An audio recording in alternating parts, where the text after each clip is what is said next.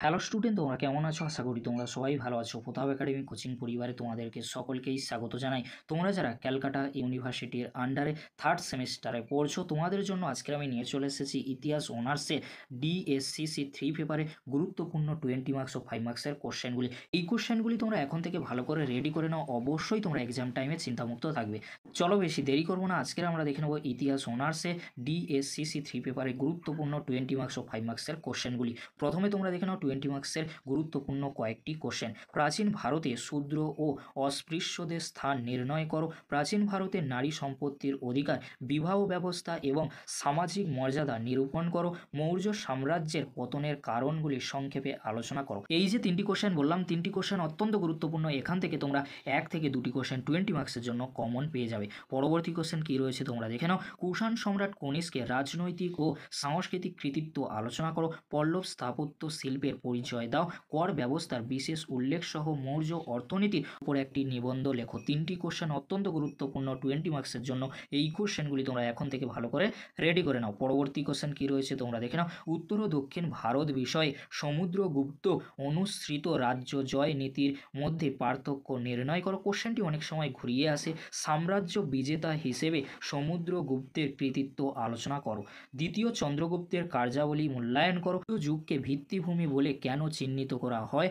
অজান্তা গুহা চিত্রের ওপর একটি সংক্ষিপ্ত টিকা লেখো। এই কোশ্চেনগুলি তোমরা ভালো করে 20 মার্কসের জন্য রেডি করে নাও, অবশ্যই তোমরা এখান থেকে সমস্ত 20 মার্কসের কোশ্চেনগুলি কমন পেয়ে যাবে। আরে তোমরা দেখে নাও 5 মার্কসের গুরুত্বপূর্ণ কয়েকটি কোশ্চেন। ফার্স্ট কোশ্চেন, গান্ধার শিল্প শৈলীর ওপর সংক্ষিপ্ত টিকা লেখো। দ্বিতীয় নগরায়ন বলতে কী বোঝো? মৌর্য উত্তর যুগে উত্তর ভারতে নগরায়নের ওপর সংক্ষিপ্ত টিকা লেখো।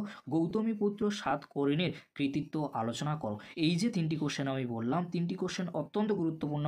এখান থেকে তোমরা 1 থেকে 2টি কোশ্চেন 5 মার্কসের জন্য কমন পেয়ে যাবে। পরবর্তী কোশ্চেন কি রয়েছে তোমরা দেখে নাও। শক ক্ষত্র রুদ্র দমনের শাসনকালে শক সাতবাহন সংঘর্ষের বর্ণনা দাও।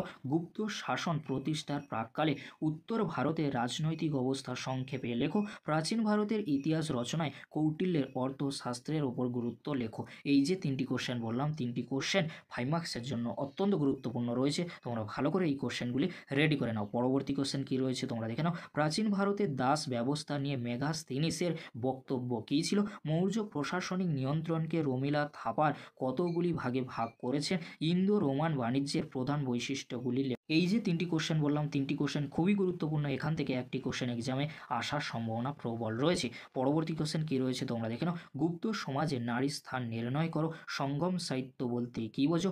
অগ্রহার ব্যবস্থা সম্পর্কে টিকা লেখো। প্রাচীন ভারতে বর্ণ ও জাতি কি দুটি ব্যবস্থা ছিল? এই কোশ্চেনগুলি তোমরা এখন থেকে ভালো করে রেডি করে নাও, অবশ্যই তোমরা ইতিহাস অনার্সে ডিএসসিসি 3 পেপারটি নিয়ে চিন্তামুক্ত থাকবে। যদি ভিডিওটি হেল্পফুল হয়ে থাকে অবশ্যই ফ্রেন্ডদের কাছে বেশি বেশি করে শেয়ার করে দিও। তোমরা যারা এখনও পর্যন্ত তোমাদের সিলেবাস কতগুলি পেপার থাকবে সেই ভিডিও দেখোনি, এছাড়াও তোমরা যারা এখনও পর্যন্ত এইসি সাবজেক্টের ভিডিও দেখোনি, এই ভিডিও ডেসক্রিপশন বক্সে সেই ভিডিও লিঙ্ক আমি দিয়ে দেবো, খুব সহজেই তোমরা সেই ভিডিওটি দেখে নিতে পারবে।